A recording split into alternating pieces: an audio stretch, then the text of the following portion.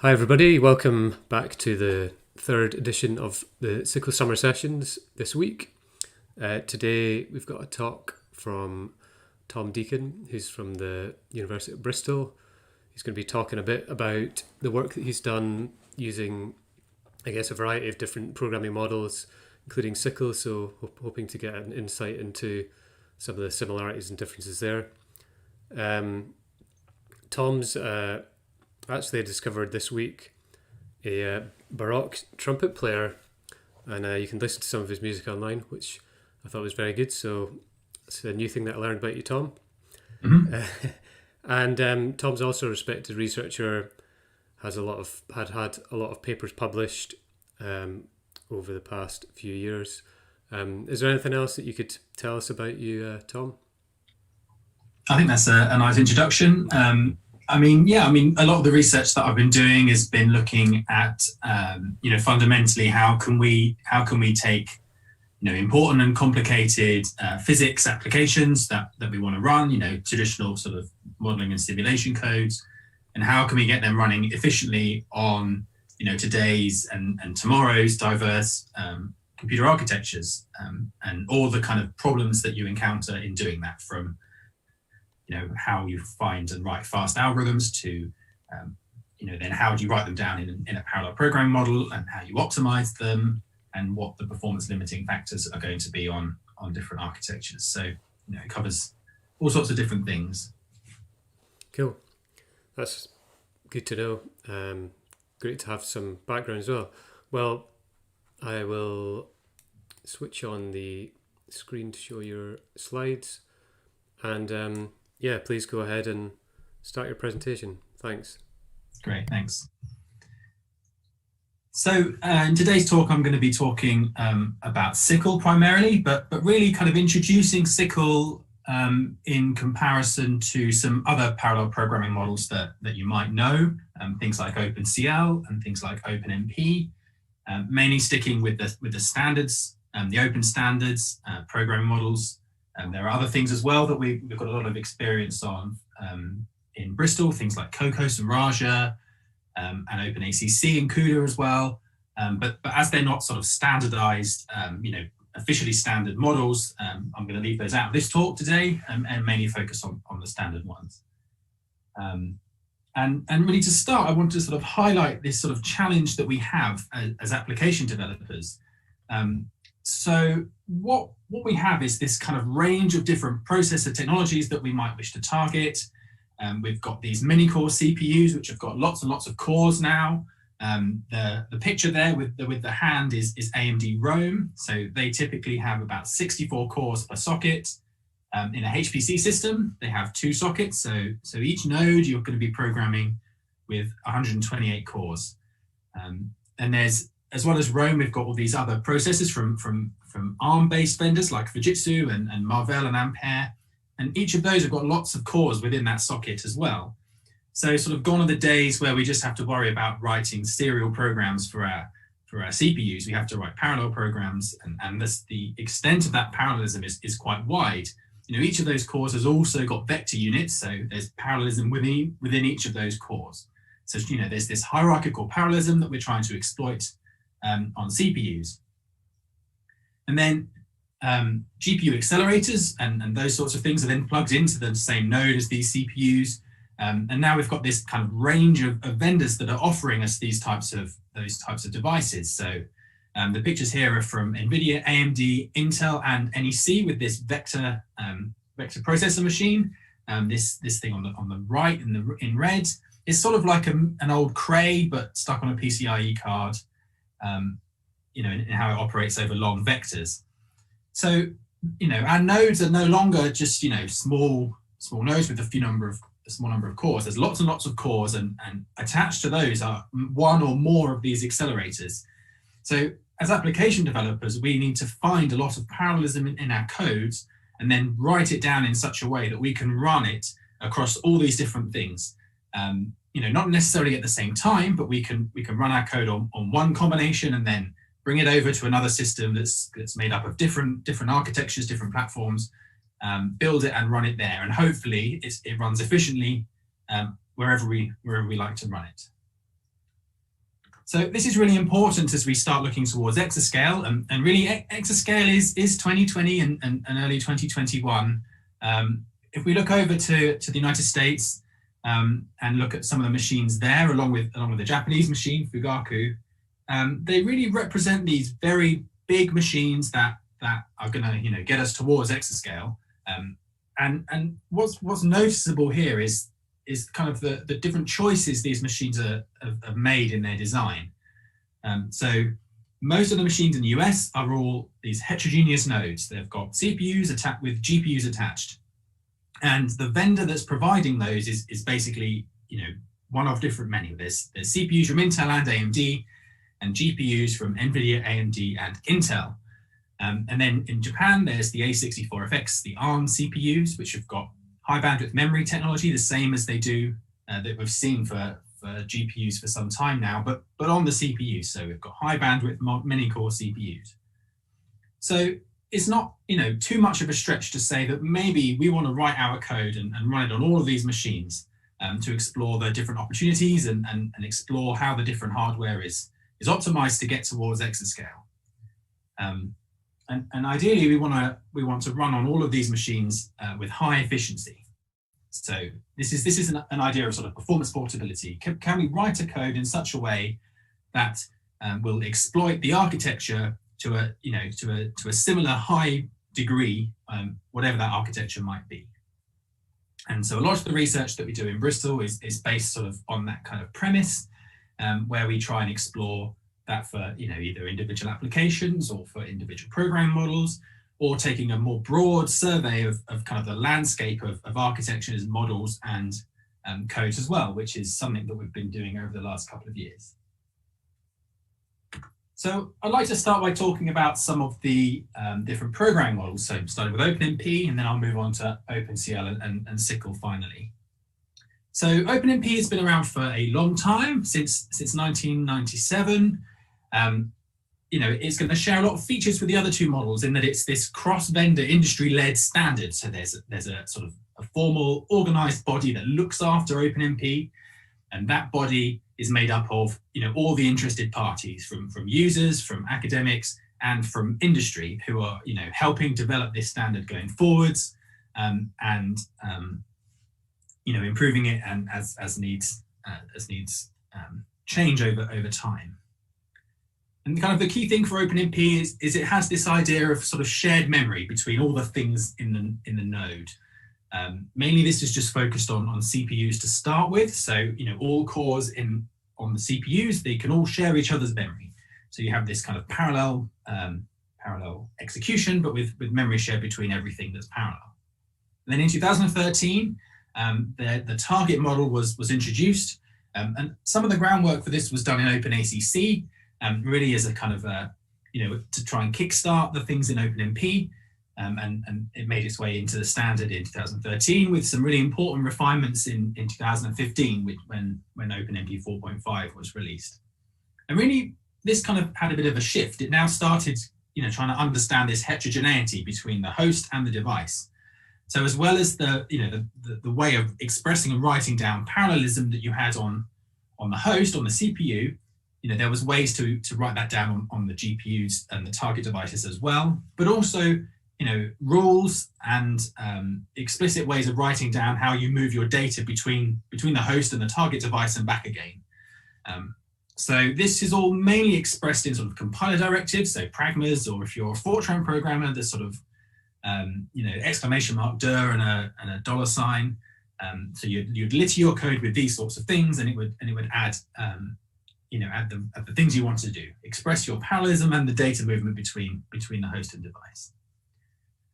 We're running a tutorial at SC this year. It's going to be an online tutorial, so if you're coming to SC, you can register for the tutorial. The link's on this slide.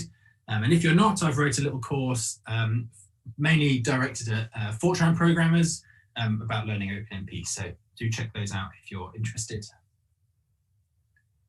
Okay, OpenCL. So OpenCL is one of the Kronos standards, and again, it's this industry body that looks after various standards. OpenCL and SYCL are two standards that Kronos looks after. And this was designed in 2000 and released in 2009 for programming, this kind of wide variety of things that you might plug into a node. So, these heterogeneous systems. So, targeting CPUs, GPUs, as well as FPGAs or DSPs or anything, any little weird accelerator that you could do. OpenCL was kind of a standardized way that you could access it, find out what it is, and program it. So that's been really handy. It has this same sort of host device model that I explained with OpenMP, and there's not really any explicit sharing of memory in that either. You have to manually, move data between the host and the device. Now, there's a little star there. In newer versions of OpenCL, there is, ways of sharing memory, and in the latest version, there's some unified shared memory where you can just pass pointers around and everything should work okay as long as the hardware supports that. But the way you think about it is in this host and device model. They're two separate things that talk to each other. One of the unique things about OpenCL, which is important for SYCL, is this idea of kernels. So rather than writing a loop and then saying, well, this loop is parallel, you can do all the iterations of that loop all at once, or in batches, however the hardware decides. You essentially define the loop body as this kind of piece of parallel work, and then you instantiate it multiple times on a device, which is essentially the same as loop parallelism, but coming at it from the other direction. So rather than loops run lots of, you say here's the things run this lots of times, you say here's the thing, and then run it lots of times all together. OpenCL introduced this kind of hierarchical scheme. So you have ways of grouping those instantiations of the kernels, which are called work items, into things called work groups. And communication between those work items within the work group is allowed, but you're not allowed to communicate between work items in different work groups. And this is really important because it means that it's easy to map to hardware, and hardware can be very efficient at doing that. If you start to do lots of synchronization and allow any parallel thing to talk to any other parallel thing, then you can really limit your performance. So having this kind of baked into the model helps you as programmers kind of understand that and write your code in such a way. So OpenCL is this C-based API primarily, and these kernels, you can write them in C and C++. In the latest versions, there's this intermediate representation from Kronos that your C and C++ kernels turn into. So it's conceivable for an ecosystem to grow around where you can write your kernel in any language you like, and you can write wrappers for your the C-based host API. So really, as things mature and if there's need and want, OpenCL can be pretty much written in anything for kernels and for the host. It's just, you need the bits of infrastructure to exist. The C++ host bindings are also released by Kronos that makes the host code a little bit less verbose. And I've got some slides that show some code coming up, and those are the bindings that I'll use, just mainly because they fit on the slide a bit nicer, but they just, do the same thing as the C API underneath. Simon, who's a professor in the HPC group at Bristol, and myself, we wrote this Hands on OpenCL course. We were lucky enough to be funded by Kronos to do this. So we released this kind of beginner OpenCL course on GitHub. So if you're interested in a little bit more kind of low level and beginner information on OpenCL, there's a link to our Hands on OpenCL tutorial on this slide. Okay, so this is the SYCL summer session. So it's high time I talked about SYCL. Again, this is this kind of standard program model from Kronos, and it again targets these heterogeneous platforms. The key kind of difference is with OpenCL in that description there is that it's single source. So rather than having kernels written in separate files or in separate strings, and you have to build and run them in SYCL, everything is just all within the same C++ source file. So this kind of invokes the power of the C++ compiler and type safety and all those sorts of things. So it's much more convenient to write a SYCL program because it's all in one place. It's based on modern C++, so C++ 11 for the 1.2.1 version. And the recently released 2020 provisional specification moves SYCL onwards in the modern C++ timeline with C++ 17. So SYCL has been around for a number of years. It was first released in 2015, so 5 years ago now, and there's already a kind of strong ecosystem that's been growing up, around SYCL to support it. What's really key is this kind of strong heritage in OpenCL, and many of those kind of idioms that I described about work items and work groups and hierarchical parallelism are all really embedded in SYCL itself as a model, but it has this convenience that the common things you might want to write down have short low character count ways of doing that in SYCL. So you can write a SYCL program that follows some rules, and it invokes all this kind of hierarchical parallelism underneath. So it's convenient to write a SYCL program. The other kind of thing that SYCL does is it has this very strong memory model. So it has this abstraction of memory buffers and accesses to those buffers. This is really powerful because it helps kind of make it convenient to reason about the data movement and mean that as developers, we don't have to always write down all our data movement, because we know that SYCL has got our back and it's going to move data around as and when it needs to. We still have control if we want to. We can still move data explicitly, but it will follow the sensible implicit things we expect it to. Accesses are used to then define how each of these kernels that get launched is going to access which buffers, and whether they're read or write only, or read or write available to update. And what's really cool about this is that it uses that information to construct a task model of all the kernels that you invoke. So this means that without really doing anything special apart from writing down what memory you're going to use in the kernel, you get this this DAG, the directed acyclic graph, that gets built, which means that potentially multiple kernels can be run at the same time, and the dependencies between them are all managed by the SYCL runtime. So that's quite a convenient and powerful task model that you can sort of have just by writing in SYCL. And that's in comparison to, say, other models where you have to invoke out of order queues and manually capture all the events of all the things that you enqueue and then stitch everything together all by hand. Well, SYCL handles all of that in the runtime so that you don't have to do that yourself. I mentioned the ecosystem, and the next slide kind of shows all the sort of different active parts of that in terms of implementations. But what's really key is there's two commercial compilers available for SYCL at the moment. There's one from Intel with their DPC++ compiler, which is part of their one API marketing banner. But really it's just SYCL under the hood with some extra tweaks, and really it's SYCL 2020 provisional with some extra tweaks and some extra extensions. So that's one commercial compiler, and then CodePlay have had a commercial compiler since pretty much SYCL was released. So there's these two commercial compilers with support that support lots of different things. And then the open source support is growing and growing to support pretty much anything that you might want to run your SYCL code on. Now, the key thing with SYCL 2020 was before you have to implement SYCL with OpenCL. Now, OpenCL has got a really sort of deep penetration into all the different vendors, and there's pretty much an OpenCL implementation that will run everywhere. But SYCL 2020 kind of unlocks that opportunity a little bit and allows a vendor to provide a SYCL implementation that's written in whatever they like. So that does kind of expand what can be called a conformance SYCL compiler.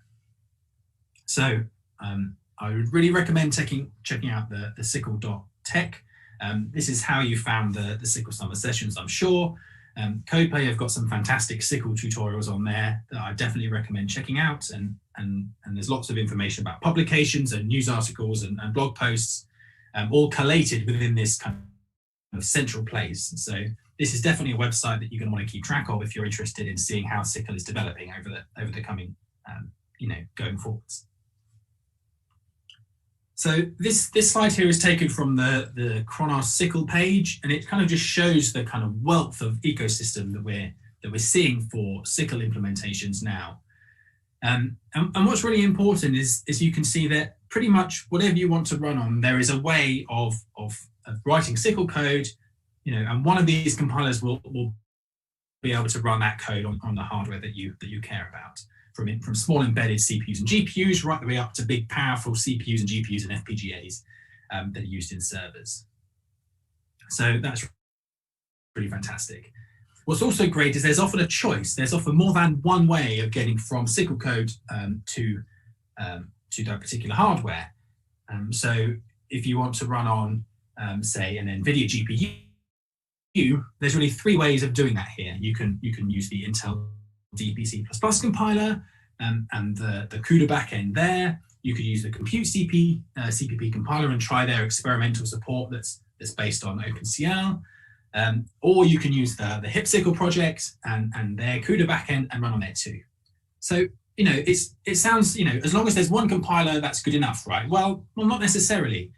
It's obvious in HPC that if you wed yourselves too much to a particular compiler, as developers, it's very easy to kind of fall into the trap of relying on the extensions that particular compiler will provide. So if you're writing regular C code and you only run with GCC, well maybe some idioms and some code that you write will fall into the kind of relaxed C that particular compiler will offer you.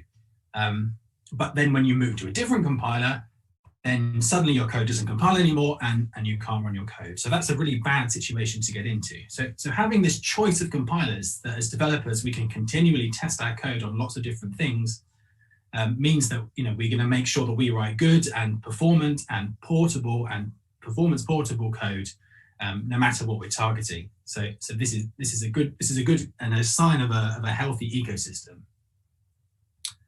So what this really means is that the three programming models that I've shown, OpenCL, OpenMP and SYCL, they're all really viable options for us for writing codes and programming CPUs and GPUs in a standards way and in a way that allows us to write a performance portable program.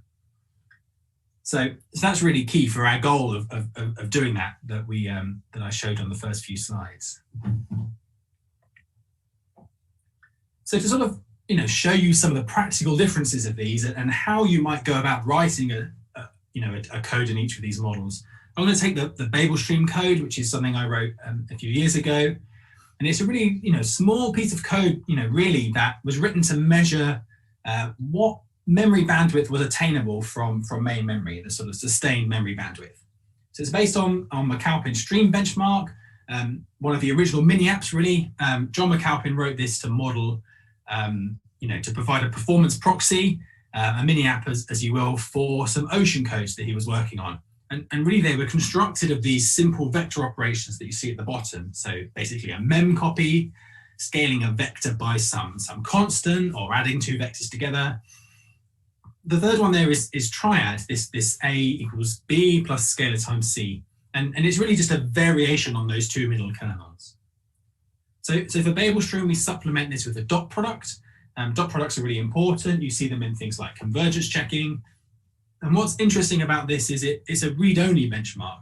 It reads two vectors, two big arrays from memory, multiplies them together and just produces a single scalar result. So there's not really any writing to memory going on to do that.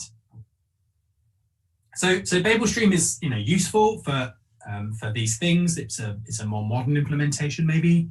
But the kind of key differences that mean it's really useful today is that it's aimed to be written in a way that we write codes today. So the arrays are allocated on the heap, whereas in the original benchmark, they're allocated on the stack. And what this means is it allows us to provide the problem size, the size of those arrays at runtime. So this means the compiler can't cheat by knowing how big those arrays are when it generates your code. So the compiler has to do the right thing for you on codes and on arrays. It doesn't know how long they are. If you're writing a large simulation code, for example, it seems fairly kind of alien to hard bake your input deck into your binary, unless you're doing some very unique kind of auto-tuned or co-generated kernels, for instance. But really, problems are run and their input sizes and everything are set up at runtime. So we do that here too. The other thing that we've done is we've implemented this in pretty much all the programming models that you can think of. Initially, this was so that we could measure the memory bandwidth on GPUs, and we started with OpenCL. But we've expanded that over the years to include pretty much anything you can think of, and all the kernels are implemented in all of the models. So it's kind of a nice kind of Rosetta Stone in lots of ways for seeing how you go from one particular programming model to another. So I'll start with some OpenMP code, and this kind of shows the kind of loop-based parallelism that the OpenMP sort of initially was headed for. So this is the triad kernel. It's just these three arrays, A, B, and C, and we add them together, scaling 1, and write the answer in A. And then we annotate this loop with this compiler directive, this pragma. And what it says is it has this kind of fork join based parallelism. So pragma OMP says, pay attention, this is an OpenMP thing. Parallel spawns a load of threads. The for then takes the iterations of that loop, which are available at runtime, and spreads them over those parallel threads in an implementation defined way. And then it runs all the different parts of the loop in parallel. And the closing curly brace there then is the join. It says all those threads should join up, and execution continues serially after that point. So it's pretty concise, and this gets us parallelism on a CPU with OpenMP. Now, to run that on a GPU with OpenMP, this is with OpenMP 4.5. There's kind of two things that you notice here. So the actual kernel and the loop in the middle there, in the black text of the for loop, it's just the same. We've just added some extra things to our compiler directives to do that. So focusing just on the kernel and the compute, you see we've added all these extra words. And really what this says is run this loop on the target device and spread it between all the levels of hierarchical parallelism that is exposed within the OpenMP model. So it's with teams of threads, and share the work between those, and then share the work between threads within a team. And then if those individual threads can be vectorized with SIMD instructions, then you can parallelize over that too. And then at the top and bottom of this slide, we show the things that are required to move our data between the host and the device. And really this works by mapping data from the host to the device or back again. And the compiler directives just say what direction that is, whether it's to or from, and then how big that transfer needs to be. So the starting location and the length of that transfer. So 0 and the array size here. And this is something that we'll see in lots of other models that we have to do. You have to create some memory on the host, and then you transfer it to the device, run your code, and then bring whatever data you need back.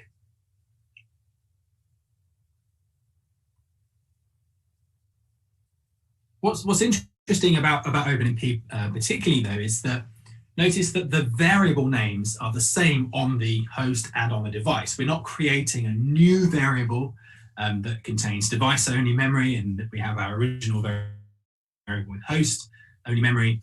OpenMP is built in a way that the variable name itself is kind of flexible, and it means different things on different parts of that kind of heterogeneous system depending on where it's running.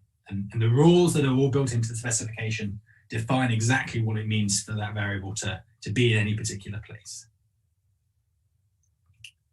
So for OpenCL, I am going to skip a lot of host code because it doesn't fit on the slide. There's a lot of things you have to do to set up your OpenCL program. You have to create your context and your queue and your, all your memory buffers. You have to, get your kernel source from somewhere. Typically, they're read in as a read a file at runtime that contains a string of your kernel code, and then you have to compile it at runtime, and then you execute your kernel. And this kind of just shows I'm showing this here primarily to show you the difference between the loop-based parallelism and the kernel-based parallelism. So, the kernel is on the left of this slide. We have this kind of unit function that defines our parallel work. It's called triad. It's a function call that takes some arguments, and then we have this get global ID, and that's like a runtime decided index of what count, what number I is this particular instantiation of this kernel going to be doing. And we can use that to specialize things within the kernel if we need to, but this is just a very simple thing. What you notice is the actual kernel code is mainly the loop body, and all this other stuff is kind of boilerplate.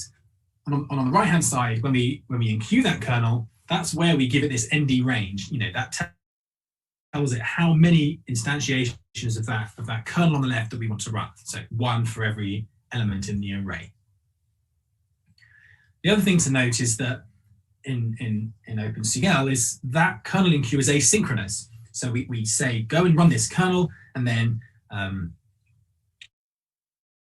unless we wait on our queue that we made with the finish command, the host is free to go and do whatever it likes whilst this kernel is running in the background on the device.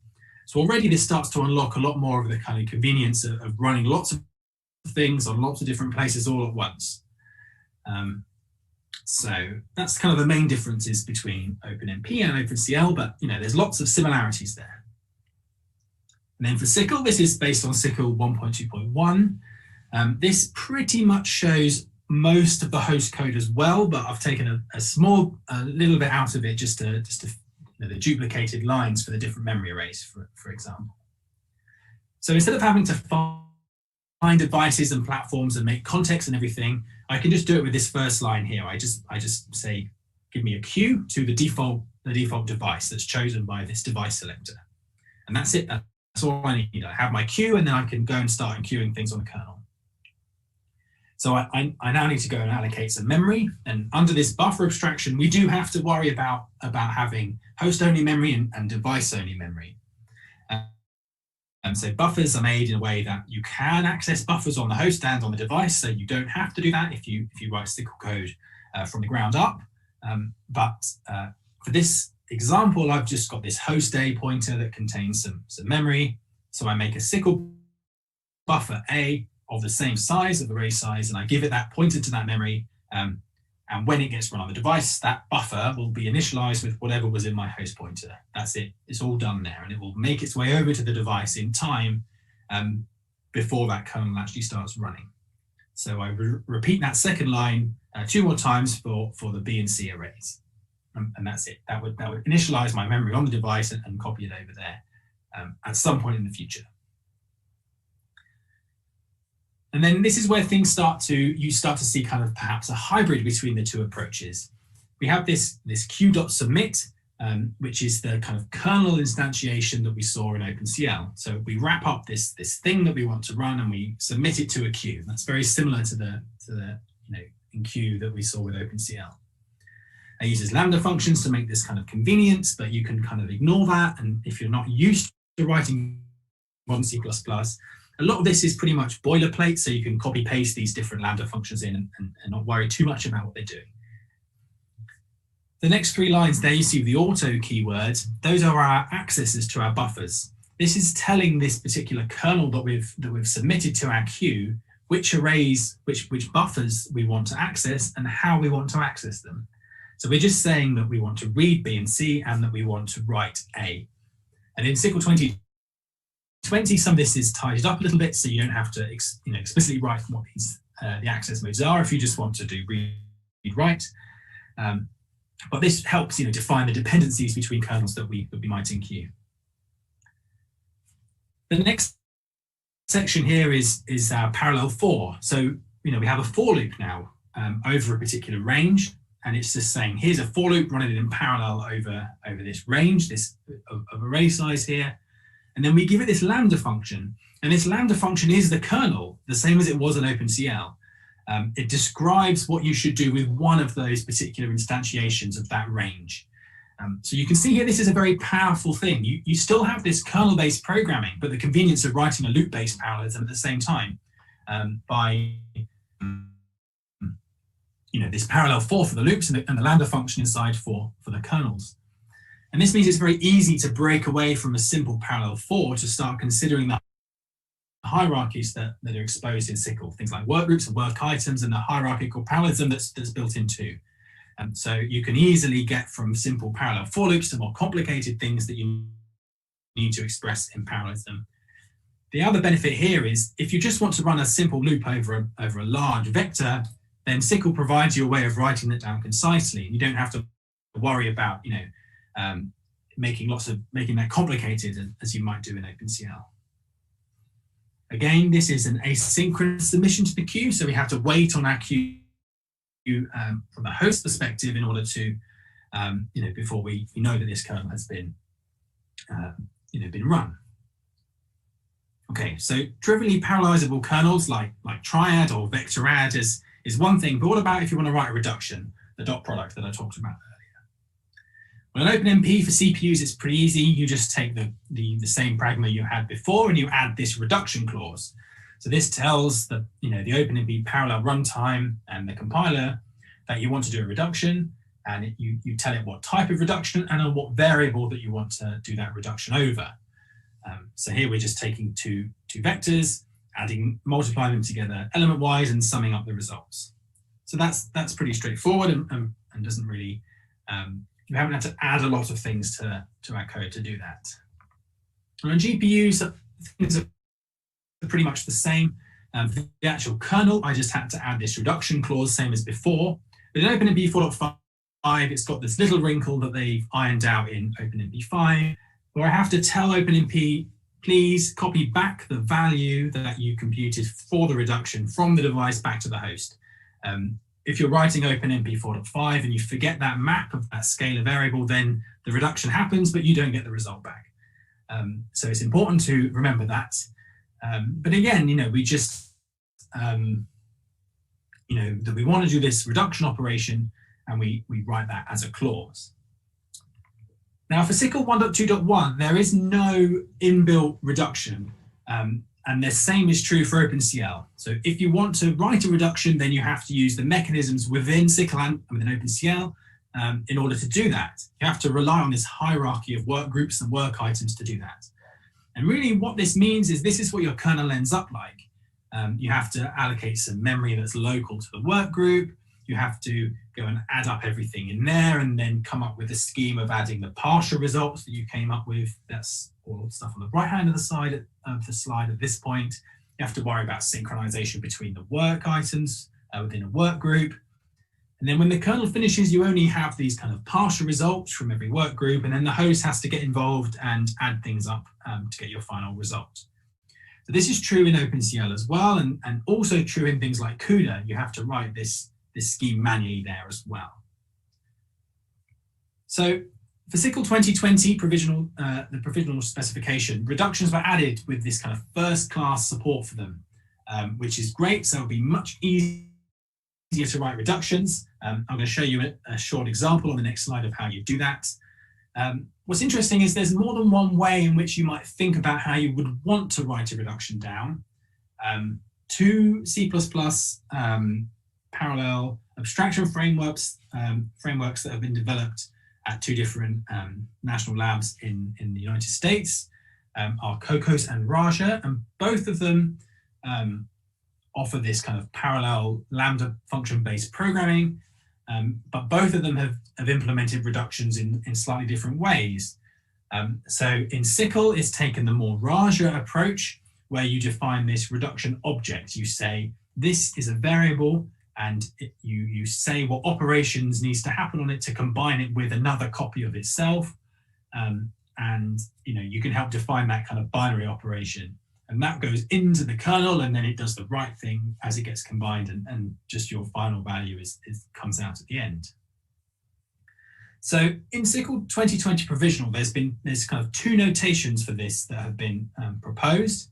So if you're interested and would like to find out, go and have a look at section 4.10.2 in the specification. Please read it. Please provide your feedback on the SYCL working group about what you think about it.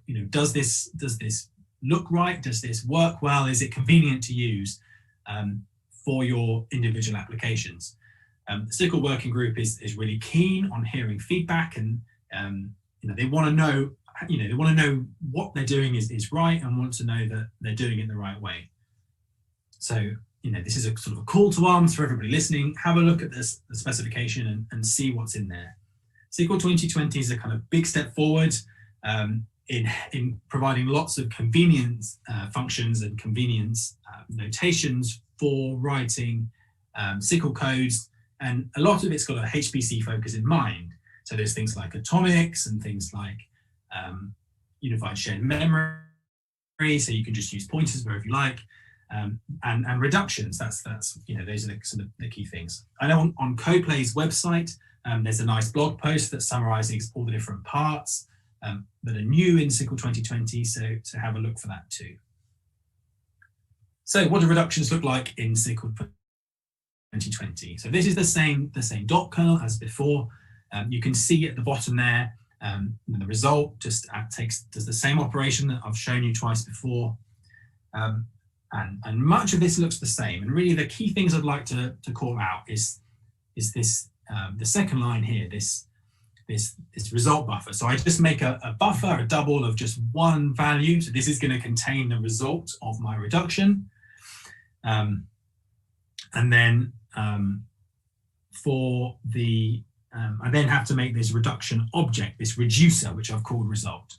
And this is saying, this tells SYCL that where to put the result, put it in the result buffer, and it also gives it the binary operation to apply to that as two of those things in parallel are combined together. So luckily it already knows how to add two double precision numbers together. So we just say use plus. It could be multiply, or it could be anything else that we might want it to do. It could be min or max, something like that. But we need plus here, so we say plus, and then the result buffer says where it should live. We have this variable that we can then just use in our parallel for kernel just as before, and use it, which is much more convenient. So we now have first class support for writing reductions in SYCL 2020, which is great. So I promise you some results. So I'll start with this slide here and then show you a lot more results on the next slide. So this was some work we did earlier in the year, before the global pandemic happened, and this was a paper we published at iWOCL, which was combined with SYCLCon, and it explored the performance of a SYCL code, Babel stream, a 5-point stencil code called Heat, and a larger 5,000 lines miniac called Cloverleaf, all written in SYCL, but also written in all other programming models too. And really, we wanted to explore the performance that we could get on GPUs from everybody that we are seeing, developing GPUs for Exascale. So GPUs from Intel, AMD, and NVIDIA. And we compared to OpenCL, OpenMP, CUDA, and HIP, which are kind of other more low-level models that the vendors either support or develop themselves. So things like CUDA and HIP are proprietary models that are developed by NVIDIA and AMD respectively. So they're designed and owned to work on their GPUs. And really there was some very promising results. We did find, as you can see here, Intel's OpenCL runtime on CPUs does have some issues, which we've known about since, Babel Stream was written back in sort of 2015. And we've told them about, and they're hopefully going to improve as part of one API. But on the GPU side, at least, there's a very promising, set of results there that we're seeing that SYCL code, shown in blue, is getting pretty much toe-to-toe performance with OpenCL and with CUDA and HIP, the models that you might target the vendor-specific devices in. So the other results are in the paper, and the links at the bottom of that slide. So I'll finish here. Here's a lot more results, and this is from my talk yesterday, although I regenerated this graph this morning with the latest results. We're putting these results together in a paper for an SC workshop this November. And this is triadic once again for Babel Stream. And what I'm plotting here is the percentage of peak memory bandwidth as quoted by the vendor. So if you Google the particular SKU of any particular device here, the web page will tell you how much bandwidth is provided, and then we use Babel Stream to measure that, and this is the percentage of those two. What's great here is we've tried to include a kind of very broad spectrum of CPUs and GPUs from everybody. So we've got CPUs from Intel, AMD, IBM, 2 from ARM. We've got the Marvell Thunder X2 and the Amazon Graviton 2 that's available in their cloud.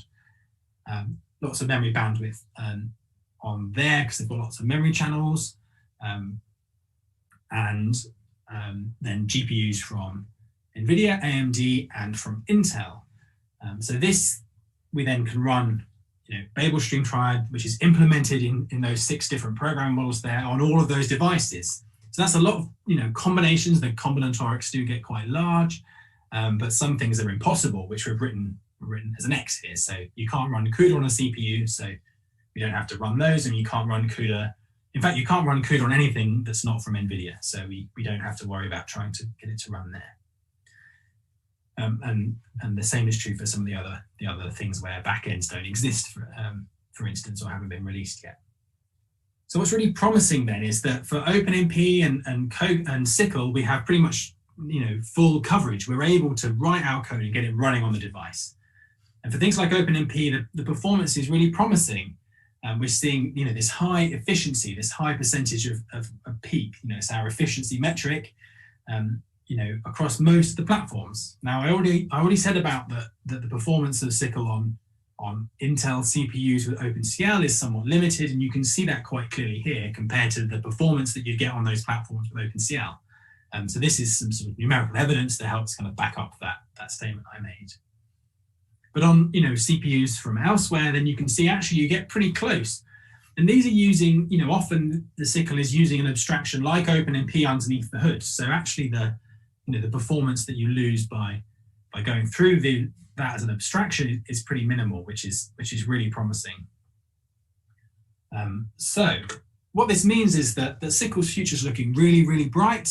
It's really exciting, and it's exciting to be, writing SYCL code and seeing it, expand into the sort of HPC space.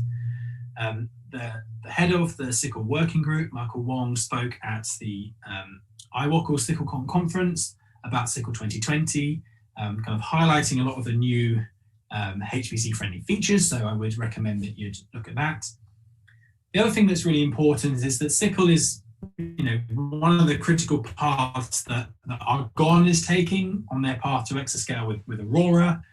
Hal Finkel has spoken a lot about this, but a nice recording I could find was again from the IWOCL conference. He had a keynote there where he explains how how SYCL is going to be a key part of their way of programming those big supercomputers that they're going to install at Argonne.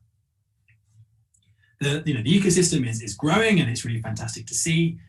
And really, my kind of request is that we continue to support those efforts going forwards, and hopefully increase some of the performance and the efforts and support we see for CPUs that are less well represented there. So CPUs from ARM and AMD as well.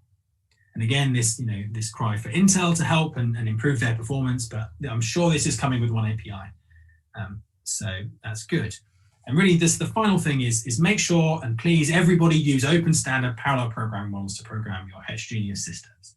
This means you do not have to rewrite your code from a vendor proprietary model when you want to run it somewhere else. And hopefully these results show you that you can get pretty much the same performance, but also get the performance on anything that you might want to run it on. So please use open standard parallel programming models when you program, and SYCL is a fantastic choice for doing that, as are the other models that I've talked about. So here's some links to some other things that have been done. Part about how you might go around choosing different program models. I wrote a little blog post about that, and then the big study from last year of all those performance portability numbers. The links there, along with the IWOCL paper as well. So you can find out more about us on the websites and on Twitter as well. So do follow me there. I think I've got a little bit of time for questions, Rod, if there's anything come up that you've spotted. But thanks everybody for listening. Do get involved with the Discord channel. I'm going to be hanging around there all week in case you need to catch me over the week if you're not listening live now. All right, thanks, Rod. Great, thanks, Tom. That was really interesting. Good kind of somewhat like bird's eye view of different programming models and some good examples there. Perhaps we can get you to come back on and talk a bit more detail about some of the programming, the programming details, I guess. Mm-hmm. A couple of things that I picked up on there. First one was you're talking about SYCL 2020 new specification being provisional. How do people go about providing feedback if they do have some? Yeah, so Chronos provide a number of ways in which you can provide your feedback. So there is a Slack channel if you want to use that. There is a forum that's hosted on the Chronos website too. If you're listening to this talk, you can also get in contact with me directly, and I can pass that feedback directly on. My university email address is on my website. So any of those are good ways of providing feedback to the SYCL working group. Good, that's great. Plenty of channels for that then. I think there was a question on the Discord. I might leave it there because it's quite specific about one of the slides, and you might need to look back. But the other thing I was going to ask you about actually is, I think Jeff yesterday spoke quite a bit about data movement and I guess memory bandwidth and everything else. How did you come to start research in that area? Is that something that is, or is that one of the most important areas for HPC developers in terms of getting performance?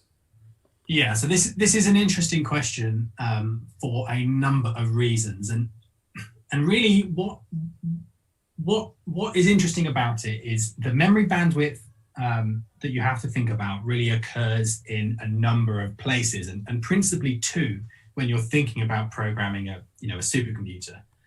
And the two bandwidths that you might worry about are from the big parallel, the powerful computing thing that does your compute and where it reads its memory from. So say on the GPU, the GPU cores and the high bandwidth memory that's attached to that particular core.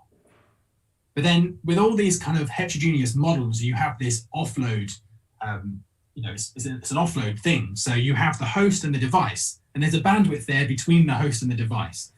And typically, if you want to communicate between devices in different hosts via a network, you typically have to go via the host through the network and to the other device. So the bandwidth of getting from the host and to the device is important too. And I know, from experience, when people first start writing codes targeting these heterogeneous devices, they often have a clear idea of where their parallelism is, and they've found a lot of parallelism. So, they know that this is a big loop, and I just need to write my parallel for, or launch a kernel over all the iterations of that, that kernel. And in lots of ways, the compute and writing it down is the easy part. The hard part is making sure that you don't limit the performance that you see by the movement of memory between the host and the device and back again. So the Babelstream application that I showed you really focuses just on the first bandwidth I talk about, just from the cores to the main memory and back again.